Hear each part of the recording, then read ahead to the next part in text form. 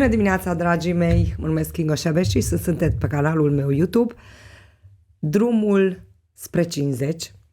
Azi, servus, doamna doctor. Servus. Pușa Dorina Fărcaș. Am o întrebare pentru tine. Mai una? Da, mai multe, dar prima. Te rog. Cine e Pușa? Și de ce ești Pușa? Pușa. Da. Pușa este a treia literă din capo. Bun.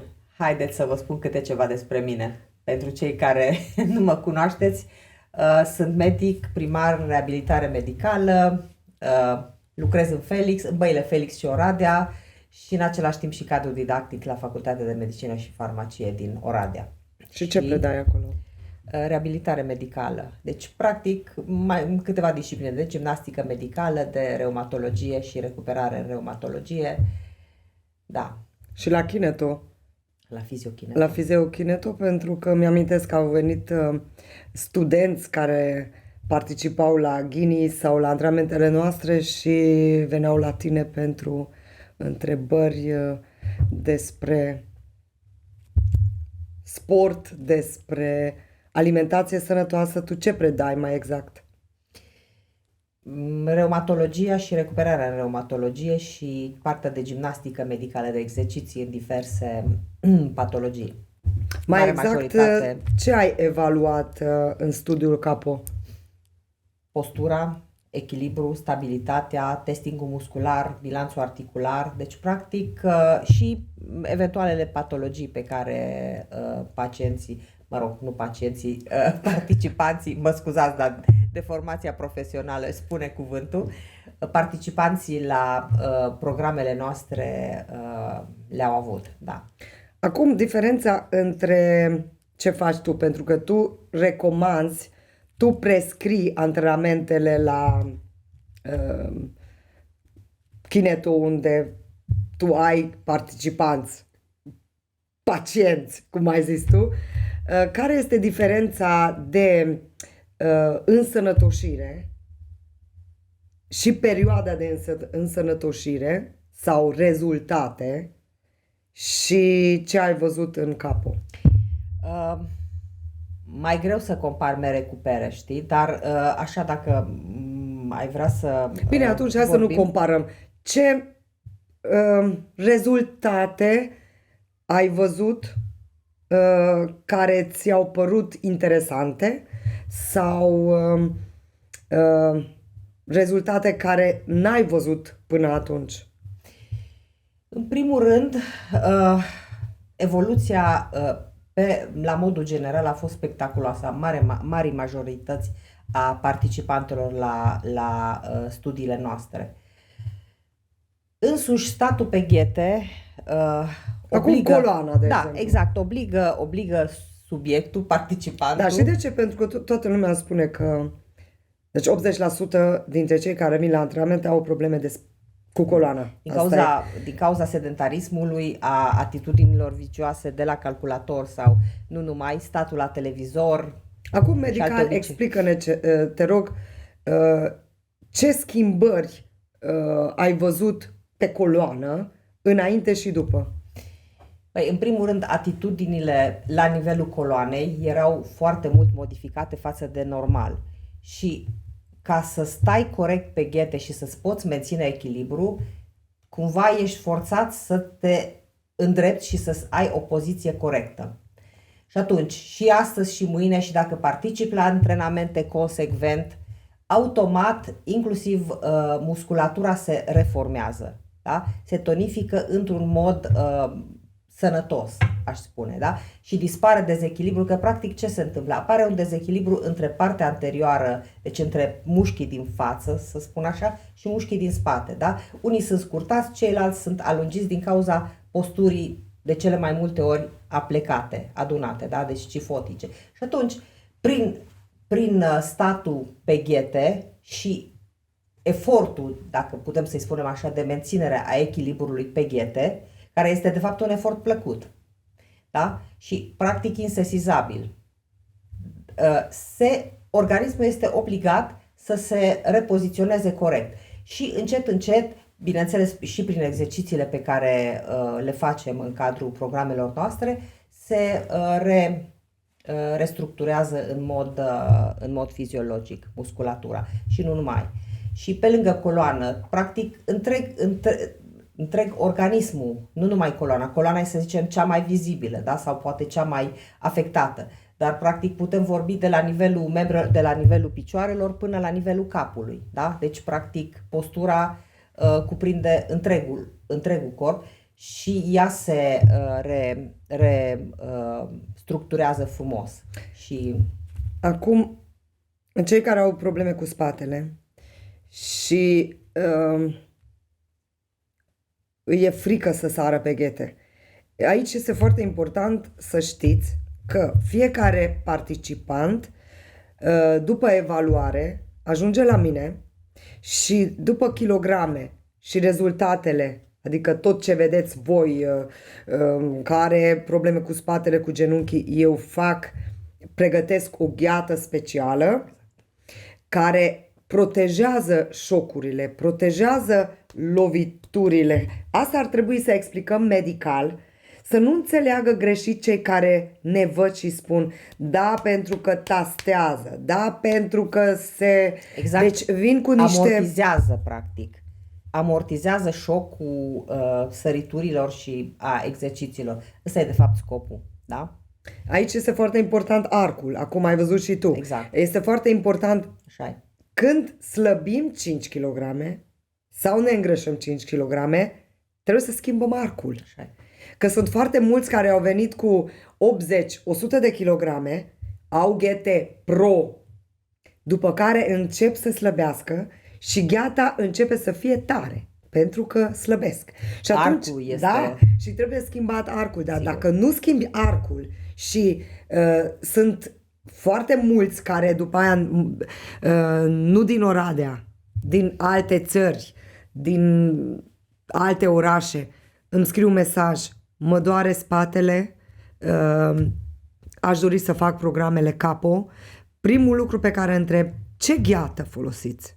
Și este foarte, foarte important să nu alegeți ghete de pe site-uri, acum pot să spun că e podcastul meu, EMAG, OLX, etc., etc.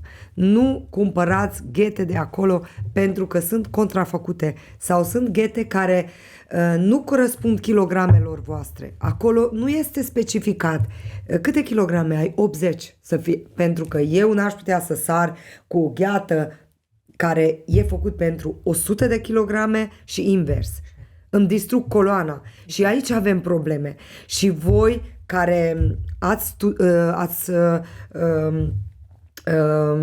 evaluat și ați văzut diferența de la prima, a doua și a treia evaluare și ați văzut diferența, aici te rog să explici care a fost rezultatul pe care pe tine te-a uimit. Spectaculos. Deci au fost mai multe efecte benefice pe care le-am constatat la marea majoritate, la peste 90% dintre participanți, că au fost și bărbați la studiu.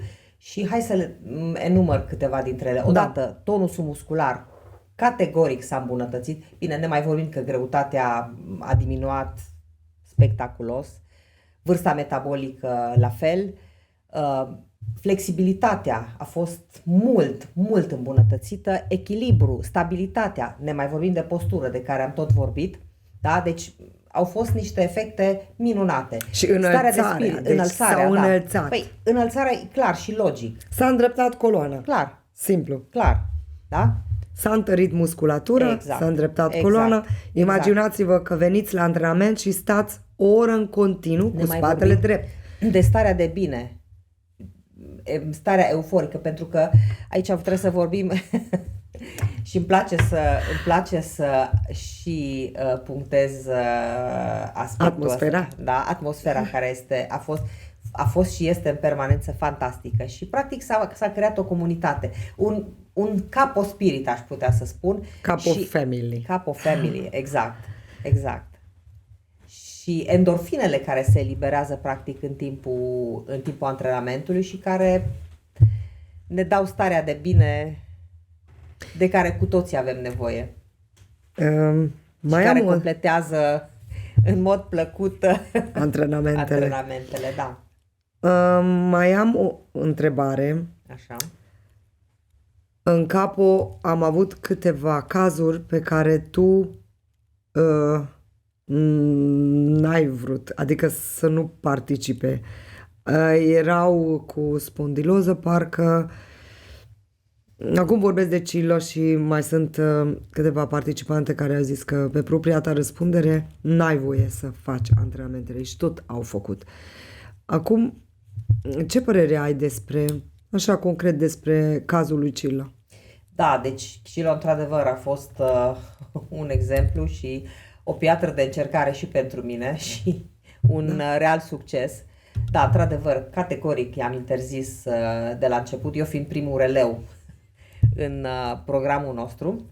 Ea a avut hernie. Da, deci are, mă rog, și lombară și cervicală, deci a avut probleme destul de importante, ne mai văzut că era supraponderală, bine supraponderală și Și n-a făcut cango sau sport nu. înainte, a fost Cilo. Te pupăm, Cilo. Cilo te pupăm.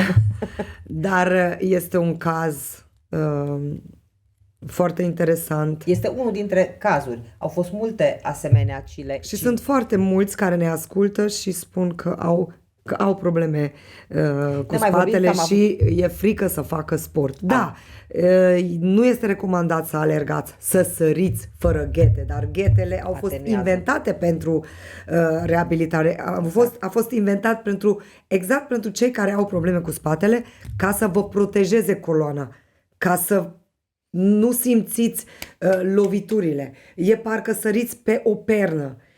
Este foarte important la cei care aveți probleme cu spatele că trebuie să întăriți musculatura spatelui. Deci asta e Și esențial. musculatura profundă. Deci Și să o să vă repoziționați bazinul. Ceea ce ghetele vă obligă, ca să puteți să stați pe ghete, automat stați în poziție corectă. Și nu mai curbați coloana de așa manieră încât să vă doară. Deci e foarte... Încercați. Pușa, tu ai făcut sport înainte să Da, mă cunoști ce? Handbal. Dar așa și înainte să ne cunoaștem tu... Da, deci am făcut mult, da, am făcut mult sport în ultimii câțiva ani din lipsă de timp sau mai bine zis de organizare, da? Și devenind workaholic, mă rog, n-am prea apucat să fac mișcare, motiv pentru care efectele s-au văzut în scurt timp. Și acum cum te simți? Extraordinar. Acum îmi lipsește, deci sunt... Dar asta trebuie... Oricum puteți să vă uitați pe paginile noastre. În pandemie, Pușa a făcut de 5 ori pe săptămână. Da. Împreună cu Olivia. De 5 ori. Așa că Da. tu ai avut probleme de sănătate cândva, ceva care... Probleme de sănătate n-am avut decât probleme de greutate, că rimează. Dar nu mai ai. De ce ești Pușa? Pentru că am fost cea mai mică nepoată la bunici și fiind diferența între mine și verii mei fiind mare, toți mă alintau și nu știam să spun păpușa. Păpușa. Și mă rog, Păpușa, așa e dar și și spușa. părul tău, ca o păpușă. Da. Ești, deci, îți corespunde. Așa se spune. Corespunde numele? Da. Da? Și mai e și bunică. Da, și am o nepoțică cu păr crezi ca și mine, doar blondă. Pușa, eu mă bucur că ai acceptat invitația mea. Era foarte important ca să transmitem un mesaj care prin noi, prin tot ce facem în Capo, schimbăm vieți și cei care se uită și ne ascultă să învețe și să înțeleagă că niciodată nu este târziu și trebuie să aveți grijă de corpul vostru. Hidratarea, care n-am vrut să vă povestesc despre secretul programului nostru, pentru că urmează să apară cartea despre studiu, în care fiecare participant cu poză, cu descriere, Evaluarea participantului. evaluare. Eu aș vrea ca toți instructorii, comunitatea mea, să aibă cartea și să poată să arate pentru participanți, pentru clienții lor, să se mândrească de acest studiu. Iar avem manualul CAPO cu care am vrea să completăm munca, activitatea instructorilor, cei care au săli de Kango. Eu îți mulțumesc foarte mult că ești în echipă.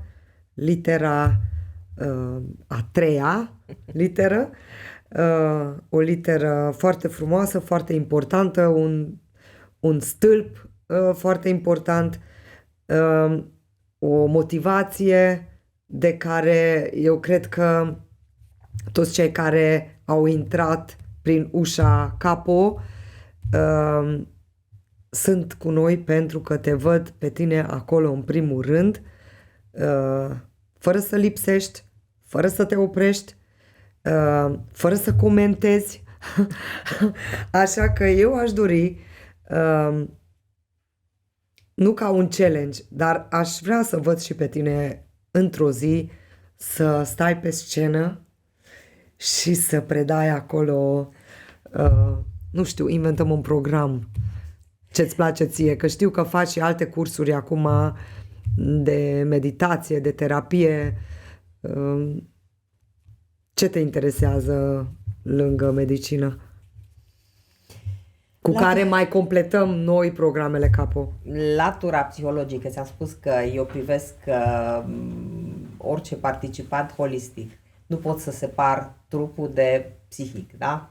Și atunci eu sunt adepta medicinei psihosomatice și sper ca într-o zi să pot să abordez holistic. Da, CAPO holistic va fi programul lui Pușa. Așa că rămâneți, scrieți-ne mesaje, întrebări. Eu vă mulțumesc foarte mult că ați fost azi cu noi și ne-ați ascultat. Ați ascultat încă o poveste frumoasă pe canalul meu YouTube, Drumul spre 50. Vă pupăm, mulțumesc Pușa. Și eu mulțumesc. Cheers!